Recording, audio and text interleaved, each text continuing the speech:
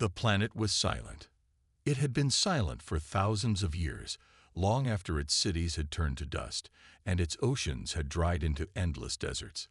The alien explorers who landed there believed they had found nothing more than another forgotten world, one of many in the ruins left behind by fallen civilizations. Their ship touched down with a hiss of steam. 6 figures stepped onto the cracked ground, their armor shining under the weak light of the system's red star. They were not soldiers but historians, seekers of knowledge who served the Galactic Council. For them, ruins meant answers. Ruins meant secrets. The leader, Scholar Vera, walked slowly toward a cluster of stone towers half buried in the sand. Unlike most ruins, these structures had not collapsed completely. Strange carvings covered the walls, still sharp and deep as if carved yesterday. She raised her scanner, letting its light trace over the symbols. Her second in command, Torek, clicked his mandibles nervously. These markings, they are not in any database, but they feel familiar. Vera narrowed her eyes. She could not shake the same feeling. The lines were too deliberate, too purposeful, as though they were not art but warnings. She brushed dust away with her hand and read what the translation software offered. Do not disturb the sleepers. The words were simple, but they chilled the group. Another wall gave a second message. They rest, but they are not gone. And then a third. When they rise, no chains will hold. The scholars exchanged glances, warnings carved in stone, left behind by a civilization long vanished. But warnings about what? Who were these sleepers? Before anyone could answer, a sound rolled through the air. It was faint at first, like a low hum carried on the wind. At first, they thought it was the ship's engines, but the ship was silent. Then they thought it might be a storm, but the skies were clear. The hum grew louder. The ground trembled under their feet. Dust lifted from the stones, floating as though the air itself was shaking. One of the explorers dropped his scanner, his hands covering his ears. "It's inside my head," he shouted. "The sound. It's inside." Vera tried to steady herself, but she too could feel it. The hum was not just noise. It was a pulse, a rhythm, like a heartbeat. Deep, steady, powerful. And it was coming from beneath the ruins. Torek pointed at the largest tower, its base cracked and broken. "There," he yelled. The hum was strongest there. The explorers rushed to it, their scanners now blaring warnings of energy surges below the surface. The readings were impossible. Power levels that should not exist on a dead world. Energy buried deep, sealed under the ruins for thousands of years. "What is it?" Another whispered, fear shaking his voice. Vera's eyes were wide, fixed on the scanner. A reactor? No, something older. Something alive. The hum rose again, so strong the very stones rattled. Dust poured from the towers. The carvings glowed faintly, their ancient warnings burning like fire in the dark. Do not disturb the sleepers. But it was too late. The explorers stumbled back as the ground split open. A deep crack tore through the sand, glowing with blue-white light from below. The hum became a roar, filling the air like thunder. The youngest of the team screamed, "It's waking up.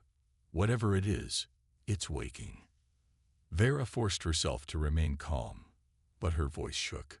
"We need to leave. Now. Record everything, but we cannot stay." They rushed back toward their ship, but the hum followed them, pressing against their skulls, making their vision blur. It was not just sound.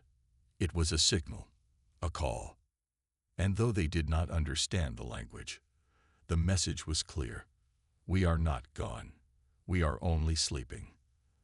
The explorers launched their ship into the sky, engines burning as they fled the planet. But even as they broke through the atmosphere, the hum echoed in their ears. When they looked down, they saw the planet's surface shifting. Lines of light spread across the deserts like veins, glowing brighter with every second. The dead world was no longer dead. Inside the ship, silence fell.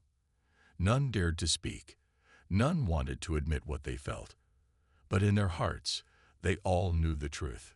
This was not the first time such ruins had been found. Other explorers, long ago, had discovered warnings carved in stone. Civilizations had left behind messages before they fell, always pointing to the same thing. A species that had once ruled the stars, a species thought extinct, a species the galaxy had promised never to wake again. The hum faded at last, but the fear remained.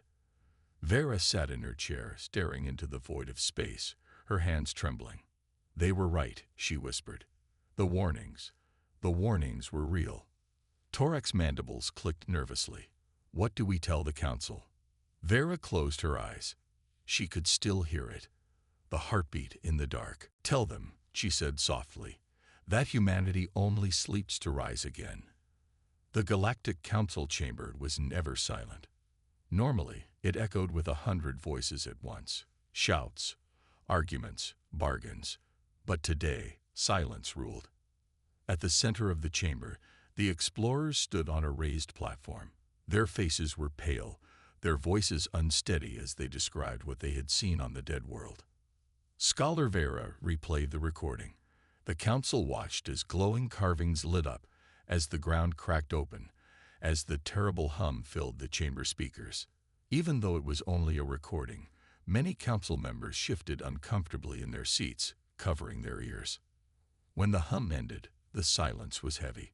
Finally, Councillor Droll, a scaled creature with golden eyes, hissed, "Old ruins, old warnings. Every dead world has them. Perhaps your imaginations made the hum louder than it was." Torek bristled, his mandibles clicking. "We are not fools." The sound was real. The energy was real. And the warnings. He stopped, lowering his voice.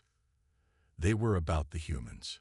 A ripple of unease moved through the chamber. The word carried weight. Humans.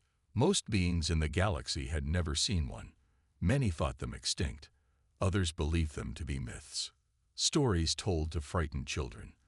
Violent warriors who once burned empires, then vanished without explanation.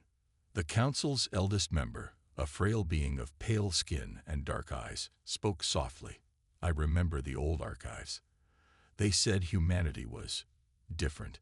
They said humans were not destroyed. They disappeared, as if they chose to sleep." Drawl scoffed. "Sleep? Civilizations die. They do not sleep." But another voice spoke, sharp and cold. It belonged to High Chancellor Merix, a towering insectoid whose people once fought humans long ago. His mandibles clicked slowly. "Do not be so certain. My ancestors fought them. They wrote of humans who endured beyond reason. Poisoned, burned, starved. They still fought. Empires rose and fell around them. But the humans survived. Always survived." A nervous laugh broke the tension. "Survived. And where are they now, Chancellor? We rule the stars, not them." But the elder shook his head. "You rule only because they let you. The old civilizations, the ones who came before us, they left warnings. They said, never wake the humans, never disturb their rest." The chamber erupted in arguments. Superstition. Fear stories. They are dead, long dead. Then explain the hum. Explain the power rising from a dead world. Vera stood firm, raising her voice. "Counselors, I was there. I felt it. It was not superstition. It was alive. Something stirs beneath those ruins. Something waiting. You may laugh, but I tell you, if it wakes fully, the galaxy will change." The Chancellor leaned forward. Or end. That night, long after the debate ended, smaller groups gathered in secret corners of the council city. Some argued that the humans should be left alone. "Let the sleepers sleep," they whispered. Others demanded immediate action. "If humans rise again, they will destroy us. Better to strike Earth now, burn it before it wakes." But fear held them back. No one dared to send ships directly to Earth. Instead, they agreed on scouts, Small teams to watch the Sol system from afar to confirm the truth. Weeks passed. The scouts went silent. The first ship reported strange signals, faint radio echoes, like voices carried through the void. "We will rise again," one voice whispered across the comms. "Not yet, but soon." Then the signal cut off. The second ship sent no message at all. It vanished as though swallowed by the dark. The third ship returned, but its crew was different. Their eyes were hollow. Their voices were empty. They spoke no words but one: "They are coming." After giving that message, the crew collapsed, lifeless. The council grew restless. Panic spread across the stars. Rumors began to circulate. Merchants claimed they saw unknown ships moving silently at the edge of trade lanes, small craft, sleek and black, with no identifying codes. They did not attack, but they watched, always watched. Miners swore that hidden shipyards were being uncovered in asteroid belts, old technology, human design, powering back to life. Refugees whispered that on distant colonies, people had begun dreaming the same dream. Footsteps echoing in darkness, war drums beating, a voice whispering, "We only sleep." Back in the council chamber, fear finally broke through arrogance. One counselor slammed his clawed hand against the table. "This cannot continue. The humans are stirring. If we wait, they will rise. And when they rise, it will be too late." Another shouted back, "And if we strike them, we may only awaken them faster." The elder raised a trembling hand for silence. His voice was soft, but every ear turned to hear. "You do not understand," he said. "The humans are not rising because of us. They are rising because it is time. The fallen civilizations warned us. They carved their warnings in stone, hoping we would listen. But we did not. We never do. The hum you hear is not a machine. It is not a reactor. It is the heartbeat of a species waiting to return." A heavy silence fell. For a moment, even the arrogant counselors had no words. Finally, Chancellor Merix leaned forward, his mandibles clicking. "Then we must ask ourselves, what will they return as? Friends or executioners?" No one answered, because deep down they already knew. The next morning, a message arrived from the border worlds. A derelict ship had drifted into their system, scared but intact. It bore human markings. Its systems were still active, its engines alive though centuries old. Inside the ship's log, one final order repeated endlessly: "Stand by, await the signal." The council chamber erupted in chaos. The humans were not gone. They had never been gone. They were waiting. The void between stars was never truly silent. There were always faint signals, static from dying suns, whispers of old transmissions, echoes of distant wars. But now, the void carried a new sound. It began as a murmur, faint and broken. At first, merchants and miners thought it was interference. But the whispers grew stronger, clearer, impossible to ignore. A trader ship passing near the Vega Belt picked up the first full message. The crew crowded around the comm system, their faces pale as the voice crackled through. "We are not gone. We are only sleeping." The words were spoken in a language most of them had never heard before, but the translation software rendered them in chilling clarity. The voice was human. The trader captain tried to laugh it off, claiming it was a trick, some ancient recording drifting in space. But the voice repeated, stronger this time: "We will rise again." The crew sent the recording to the nearest council station. Within days, similar reports flooded in from across the frontier. Different sectors, different systems, yet the same voice, the same words, echoing from the dark. In the council chamber, fear turned to panic. "It is impossible," one counselor shouted. "The humans are extinct. This is fabrication, a weapon of psychological warfare." But others were not so sure. How do you explain the timing? The ruins awaken. The hum shakes an entire world. And now, voices in the void. too precise to be coincidence. The elder leaned forward, his tired eyes glowing faintly. It is not coincidence. It is memory. The galaxy itself remembers them. And now so do we. Rumors spread faster than truth. In mining colonies, workers whispered that shadows moved across the stars. In marketplaces, smugglers swore they saw sleek black ships with no lights, no identification, watching from the distance. Some claimed to have been contacted directly. A merchant spoke of a dream in which a human figure appeared, silent at first, then speaking only one word: soon. A refugee ship limping through council space carried even darker news. Its passengers were terrified, whispering of Dominion fleets sent to investigate the Sol system. None of them returned. The survivors had seen only fragments: burning ships drifting silent, Dominion warcruisers torn apart by weapons no one could identify. The message was clear. Something was already awake. One night, on the border station of Karo 7, the alarms rang. A derelict vessel had been detected drifting into the system. Its hull was scared, its markings faint. When patrol ships approached, they froze. The vessel was human. Ancient, yes, its design older than most civilizations alive today. But its systems still glowed faintly, its engines pulsing with unnatural life. The patrol crew boarded cautiously, weapons raised. The corridors were cold, empty, dustless, as if untouched for centuries. But the air was breathable, the power still running. At the heart of the ship, they found a single active console. Its screen displayed one repeating message: stand by. Await the signal. The crew left in terror, dragging the console's recording back to the council. The whispers grew louder. On frontier worlds, children began humming in their sleep, the same low rhythm the explorers had heard in the ruins, the heartbeat of something vast. On distant stations, systems flickered to life without reason, replaying human battle songs through long-dead speakers. And in the depths of space, more derelict ships appeared. Some were warships.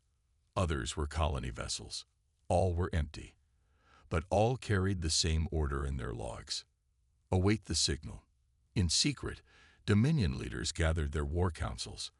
Unlike the arrogant council members, they did not dismiss the threat. We fought them once, a Dominion warlord snarled. We barely survived. If they return, they will not stop until we are ashes. His generals nodded grimly. Then we must destroy them before they awaken fully. Send the fleets. Crush Earth now. Armadas were dispatched, hundreds of warships entering the Sol system. Their arrival was hidden from the galaxy.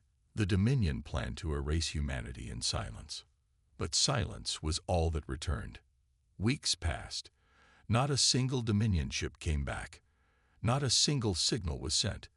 The entire armada had vanished. And yet, whispers came from survivors on distant escape pods, drifting aimlessly through space. They are awake, the survivors muttered with glassy eyes. The humans are awake. The council tried to hide the truth. They suppressed the whispers, silenced the refugees, censored the recordings. But truth does not stay buried. The recordings spread across the galaxy anyway. Smugglers played them in shadowed bars. Soldiers passed them in barracks. Farmers shared them under starlight. Everyone heard the same chilling words: we are not gone. We are only sleeping. We will rise again. On Earth, the signal was already spreading. Beneath the oceans, shipyards long hidden rumbled to life, their machinery awakening from centuries of silence. On the dark side of the moon, vast hangars opened, revealing warships that had never been used. In forgotten bunkers beneath ruined cities, lights flickered on, and voices whispered into the void. The galaxy believed humanity extinct. Humanity had only waited. And now, as the whispers spread, a new message echoed across the stars. A single voice, clear and strong. Do not fear, we are coming. The galaxy had learned to live with fear. Whispers in the void had become a background hum, a constant reminder of something coming. Yet most still clung to the lie that humanity was gone, a ghost with no teeth. That illusion shattered on the day the first human ship lit its engines. It began at the edge of the Orient frontier. A small outpost, little more than a trade hub and refueling station, was the first to see it. The station's sensors screamed warnings as a massive object appeared from slip space. At first, the crew thought it was a moon. The shape was enormous, metallic, but unlike any Dominion or Council vessel. The hull was black, absorbing light instead of reflecting it. Strange glowing lines ran across its surface, pulsing like veins under skin. The station commander froze. The scanners identified the ship instantly. The database had marked it as extinct. Designation: UNS Nemesis, a human warship. The crew of the outpost panicked. Some tried to flee in shuttles. Others froze at their stations. But the black warship made no hostile move. It simply hung in space, silent, watching. Then came the message. Not in words, not in any language. It was a low vibration, carried through every channel, every frequency. A sound that rattled bones, that stirred primal instincts. A heartbeat. Boom, boom, boom. Every living creature on the station felt it. Some fell to their knees. Some wept without knowing why. All of them understood one thing: the humans were no longer asleep. The news spread like wildfire. Ships claimed to have seen black silhouettes moving through the stars. Stations reported strange signals in their systems, their networks overridden by ghostly code signed only with one word: humanity. But it was not until the second awakening that panic became terror. A Dominion fleet was stationed near the Zarian corridor, guarding the only stable slipgate into their core worlds. 200 ships strong, with carriers, destroyers, and planetary siege platforms. It was an armada meant to terrify. And yet, when the human fleet appeared, the Dominion forces could not even fire. 7 human warships emerged from slip space, only 7. But their weapons, no one had ever seen such firepower. Blue-white lances of energy cut through Dominion shields as if they were mist. Railguns hurled projectiles the size of buildings at a fraction of light speed, tearing ships apart in single strikes. Missiles split into swarms mid-flight, hunting their targets with impossible precision. The Dominion fired back, unleashing everything they had. But their beams scattered against invisible barriers. Their missiles detonated before reaching human hulls, intercepted by countermeasures far too advanced. The battle lasted less than an hour. When it was over, 200 Dominion ships were nothing but drifting wreckage. The humans had lost none. And when the last Dominion transmission was intercepted, the galaxy trembled at its words. They are awake. Gods help us all. They are awake. The Council tried to deny it. They called it propaganda, tricks of shadow fleets and mercenaries. But no lie could bury what came next. On the world of Luthor Prime, a council governor ordered a crackdown on civilian protests. The people had begun chanting the human words. Goi will rise again. Soldiers opened fire into the crowd. The massacre was broadcast live across 3 systems. And then, the skies above Luthor Prime burned. A single human ship appeared, descending slowly through the atmosphere like a god returning to its temple. Its hull shimmered, dark as night, its engines silent. The soldiers on the ground dropped their weapons as the shadow fell over the city. Even those who had never heard of humans recognized instinctively what they were seeing. The ship broadcast one message, in a voice that echoed across every speaker, every device, every comm channel. You kill the innocent. You prey on the weak. No more. In the next instant, every military installation on the planet was destroyed in precise, surgical strikes. No civilians were harmed. No city was flattened. Only the soldiers, the killers, the oppressors, erased in seconds. When the ship left, it did not linger. But the world below was changed forever. Billions now believed. Across the galaxy, factions began to shift. In backroom deals, smugglers swore allegiance to the Whispers. On frontier colonies, banners were painted with human symbols, ancient flags raised on forgotten soil. Even in the council itself, whispers of rebellion spread. But the Dominion did not kneel. Humiliated, enraged, they gathered their greatest warlord, the tyrant of Vale. He promised his people blood and vengeance. They rose once, and we broke them. They rise again, and we will break them once more. But his words shook less than they once had. Too many remembered the stories. Too many saw the truth. Meanwhile, the humans continued to move. Not like conquerors, not like invaders. They did not demand surrender. They did not claim territory. Instead, they struck with precision, erasing slavers, destroying warlords, protecting colonies that had cried for help and been ignored by the council for centuries. To some, they looked like saviors. To others, executioners. But to all, one truth became clear. The humans had awakened, and they were not waiting for permission.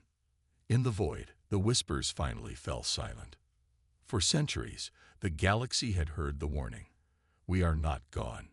We are only sleeping. Now, the silence was worse than the whispers, because silence meant one thing. The humans no longer needed to warn.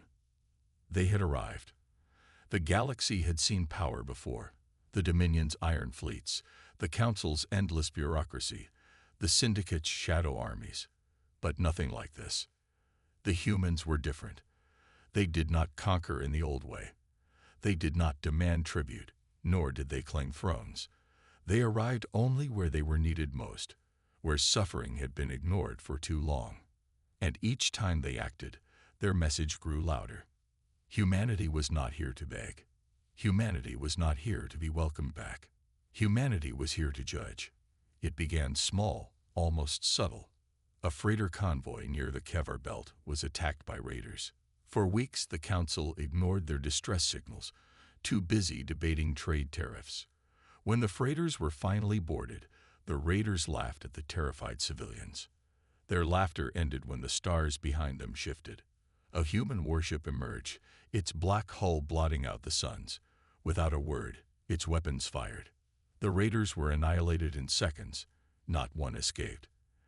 And then, instead of vanishing, the human vessel stayed. Its shuttles deployed, repairing the freighters, providing food and medicine. When one of the surviving captains asked why, the reply came in a simple, almost cold tone. Because no one else would. Whispers spread quickly.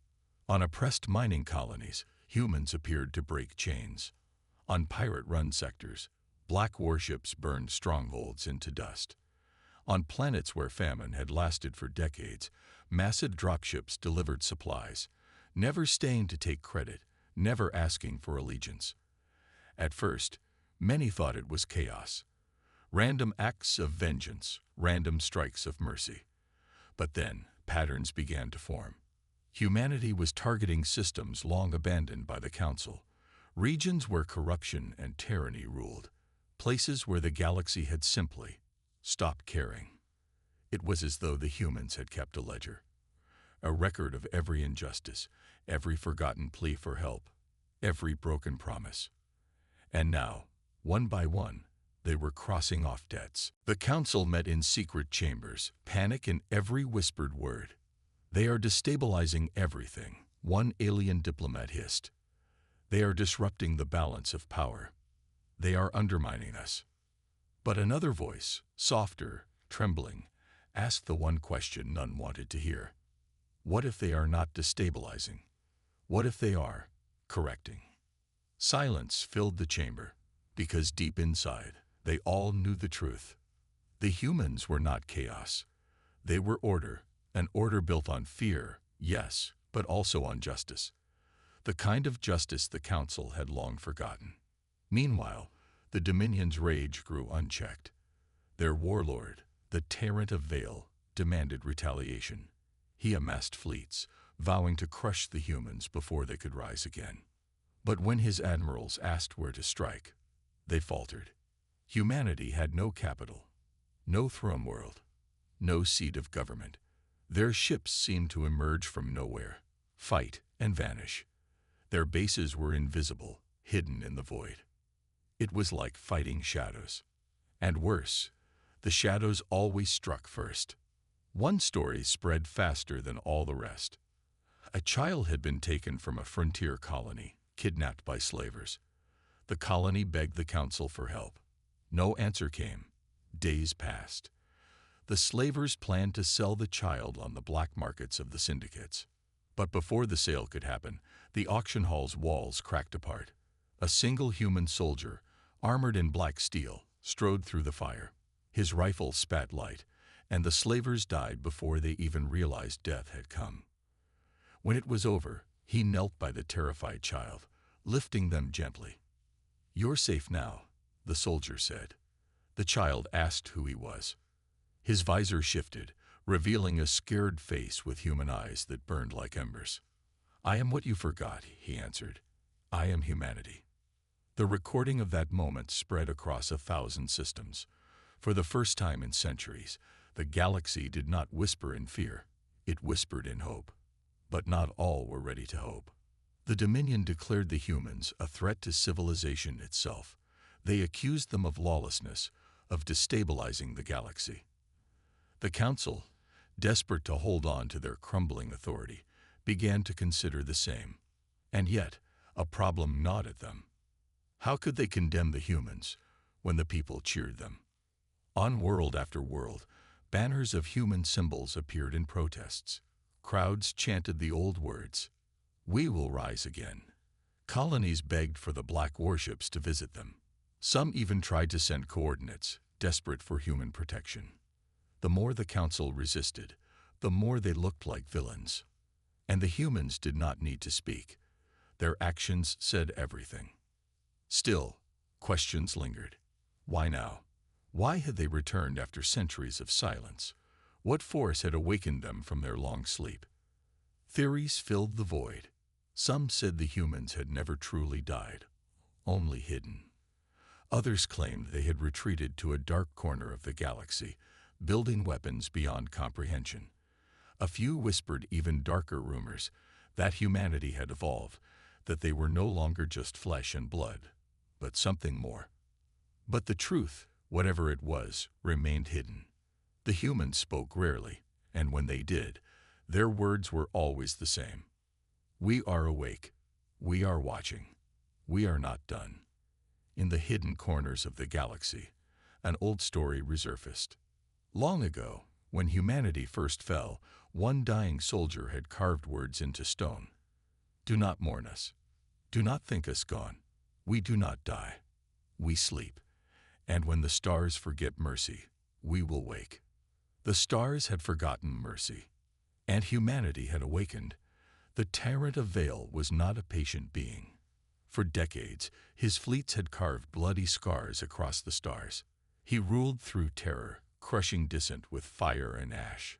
Worlds burned at his command, and even the Council bowed to his wrath.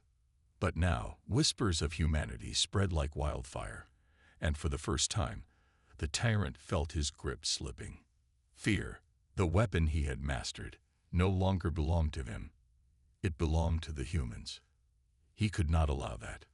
The Dominion gathered its greatest fleet in history, thousands of ships, forged from the cores of dead stars and armed with weapons designed to shatter planets. The tyrant himself commanded from his dreadnought, the Oblivion's crown, a monstrosity so large it blotted out suns. The galaxy watched in silence. No one dared to intervene. No one dared to even breathe. This was the confrontation they had whispered about for centuries. Dominion's might against humanity's return. The tyrant roared into the void, his voice transmitted across every channel, every star system. "Humans," he thundered, "you hide in shadows. You strike like cowards. But now I call you out. Face me, face the Dominion, or be remembered as vermin who crawled from their graves only to die again." The stars waited, and then the humans answered. At first, there was only silence. No fleet, no voice, only the cold void. Then came the sound. A heartbeat. Boom, boom, boom. It echoed across space, rattling ships, rattling souls. The Dominion soldiers felt their hands shake, their weapons trembling. Even the tyrant's admirals shifted uneasily, but none dared to speak. Out of the void, black shadows emerged. One by one, ships appeared, 7, then 12, then 20. Their hulls were sleek, obsidian dark, marked only by faint glowing lines like veins of fire. The humans had come. Not with thousands, not with endless armadas, just a fraction of the tyrant's numbers. But even that was enough to make the stars hold their breath. The tyrant laughed when he saw them. "Is this your grand army? Mere scraps. I will grind you into dust." But inside, a spark of unease twisted in him. He had seen the reports. Fleets annihilated by only a handful of these ships, soldiers breaking under nothing more than a voice. Still, he silenced the fear. He was the tyrant. He commanded the largest fleet in history, and numbers could not lie. "Fire," he roared. The void exploded. Thousands of Dominion weapons ignited at once, beams of burning light, missiles streaking through space, railgun slugs that could pierce moons. The storm of fire swallowed the human fleet in seconds. The Dominion cheered, but then the fire cleared. And the humans still stood. Not one ship had fallen. Their black hulls shimmered with barriers no one had ever seen. Their shields bent physics itself, redirecting beams into nothingness, dissolving missiles in mid-flight. And then the humans struck back. The first volley was like the wrath of gods. Blue-white lances of energy tore through Dominion ships, vaporizing them in instant flashes. Railgun projectiles streaked across the void, tearing dreadnoughts in half. Missiles split into swarms, weaving through defenses, piercing every weakness. In moments, entire wings of Dominion ships vanished, hundreds destroyed in the first wave. The tyrant's grin vanished. But still, he roared, "Press forward. Overwhelm them. Numbers will break them." And so the Dominion pushed. Thousands of ships swarmed, surrounding the humans. The void burned brighter than suns, every inch of space lit with fire. But the humans fought with precision. They did not waste shots. Every beam, every missile, every strike found its target. Their fleet moved like one body, one will, as if guided by something greater than flesh. To the Dominion, it was chaos. To the humans, it was art. In the middle of the battle, a voice filled the comms. Calm, cold, human. "You thought we were gone. You thought you could erase us. But we were only sleeping. And now, your time is over." Soldiers froze at their stations. Admirals gripped their chairs in fear. The tyrant snarled, but even his own crew trembled at the voice. "Cowards," he spat. "They hide behind tricks. They hide behind machines." But deep down, he knew the truth. This was not trickery. This was humanity. The battle raged for hours. The Dominion lost thousands of ships. Still they pushed, still they bled, unwilling to accept the nightmare before them. The tyrant screamed as his dreadnought shook under the assault. Entire wings of his fleet were gone. Admirals begged to retreat, but he silenced them with death. "I will not bow. I will not kneel to ghosts," he thundered. And then the humans answered, "No, you will kneel to the living." The final strike came swift and merciless. The human flagship, Nemesis, charged its main weapon. A beam of pure energy, brighter than any star, lanced across the void. It struck the Oblivion's crown, piercing its shields, its armor, its heart. For the first time in his life, the tyrant screamed in fear. The Dominion's greatest dreadnought split apart, exploding into a fireball that lit the void. The shockwave rippled across the stars. The tyrant of Vale was gone, and with him, the Dominion's unchallenged reign shattered. The galaxy watched in horror and awe.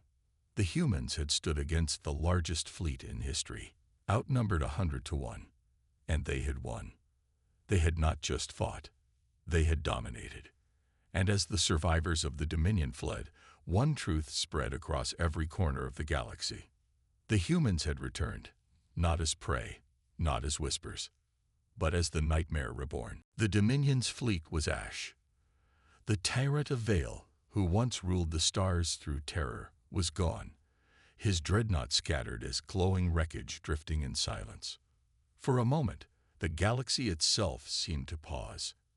Every species, every council chamber, every slaver den, every oppressed colony, all of them stared at the transmissions. They had seen the impossible, a handful of human ships defeating thousands. The whispers had ended. Now, there was only one truth. Humanity had returned. In the days that followed, the galaxy erupted in chaos. On worlds ruled by fear, statues of Dominion warlords were toppled, and ancient human symbols were painted on broken walls. Slaves whispered old stories of the sleeping giants who would one day return, and now, they shouted those stories in the streets. The council tried to hold order. They summoned emergency sessions, their voices trembling as they argued. Some wanted to condemn the humans as dangerous aggressors. Others begged to negotiate. A few, secretly, wondered if bending the knee would be wiser than resistance. But none could agree on one thing. What did humanity truly want? The answer came soon enough. From the depths of the void, a broadcast emerged. Not from one ship, not from one planet, from everywhere. Every comm channel, every frequency, every device flickered with static before a single voice spoke. A human voice. Calm, unshaken, timeless. We are humanity. The galaxy froze. For centuries, you believed us gone, erased, broken, but we endured. While you argued, while you enslaved, while you crushed the innocent, we endured. You forgot us, but we did not forget you. The words echoed across worlds, carried into the halls of power and the slums of the forgotten. You preyed on the weak because no one stood for them. That time is over. We do not seek your thrones. We do not want your crowns. We do not kneel to your counsels. But hear this. The voice hardened. Every world you abandon, every child you harm, every injustice you ignore, will now answer to us. The broadcast ended, but its message lingered like fire in dry grass. To the weak, it was salvation. To the tyrants, it was a death sentence. To the council, it was the beginning of their irrelevance. And yet, there was more. On a forgotten frontier planet, deep within the ruins of an ancient human colony, lights flickered for the first time in centuries. Cities long thought dead rose from the dirt, their towers glowing with energy. Factories hummed. Shipyards awakened. It was not one planet. It was dozens, scattered across the galaxy, hidden in the void. Humanity had kept worlds in silence, waiting, preparing. Now, those worlds revealed themselves. The black fleets were not wandering ghosts. They were the vanguard, the opening act. Behind them stood something far greater, an empire being born. Alien scouts who risked venturing near these worlds returned with trembling voices. They spoke of colossal star fortresses orbiting planets, of fleets larger than anything ever recorded, of armies that drilled with machine-like precision. They spoke of humans walking among machines that seemed alive, of cities where even children trained with the calm discipline of soldiers. They spoke of fire in human eyes, a fire that had not dimmed in centuries. And most chilling of all, they spoke of silence. Because in those worlds, humans did not boast, they did not shout. They built, they trained, they prepared. Quiet, relentless, patient. The galaxy finally understood why the fallen civilizations had left warnings carved into stone. Humanity did not die. Humanity waited. On Dominion border worlds, panic spread. With their warlord destroyed, systems collapsed into anarchy. Some begged for peace, others tried to rally. But the humans came swiftly, striking only where oppression remained strongest. And each time they struck, they left behind not ashes, but order. Where slavers once ruled, humans armed the freed. Where warlords once oppressed, humans left systems to govern themselves, with a simple warning carved into the stars: do not fall again. They were conquerors, but not in the old sense. They conquered injustice. They conquered fear. And in doing so, they built something more terrifying than an empire of steel. They built loyalty. The Council watched in horror as entire sectors stopped answering to them. Colonies that once begged the Council for scraps now sent messages only to one flag: black banners with burning lines, symbols of humanity. Even Council fleets hesitated. Soldiers who had grown up on stories of human legends refused to fire when confronted. Some defected, others fled. The Council chambers, once filled with arrogant voices, now echoed with one fearful truth: they are not asking for permission, one elder whispered. They are taking what was always theirs. The galaxy's new reality had dawned. The humans were not returning to join the game of politics. They were rewriting it. No longer whispers, no longer shadows. Now they stood in the open, daring anyone to stop them. And none could. One last transmission shook the galaxy to its core. This time, it was not a whisper in the void. It was a declaration. You cast us out. You left us to die. You forgot our name. But we endured. And now we rise, not as petitioners, not as outcasts, but as rulers of our own destiny. The voice paused. We are not here to take part in your empire. We are here to build our own. The transmission ended, but the galaxy knew what it meant. The age of the Council was dying. The age of the Dominion was broken. A new age had begun. The age of humanity.